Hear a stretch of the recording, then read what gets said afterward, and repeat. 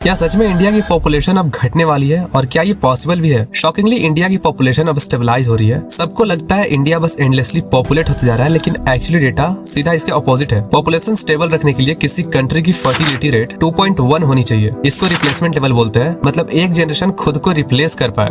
लेकिन इंडिया की fertility rate सिर्फ 1.9 है, यानी एवरेज इंडियन वुमेन अब 2 से भी कम बच्चे बर्थ कर रही है। और ये सिर्फ नेशनल एवरेज नहीं है। 36 में से सिर्फ 6 स्टेट ऐसे बचे हैं जो रिप्लेसमेंट से ऊपर है। बिहार, उत्तर प्रदेश, मध्य प्रदेश, राजस्थान, छत्तीसगढ़ और झारखंड।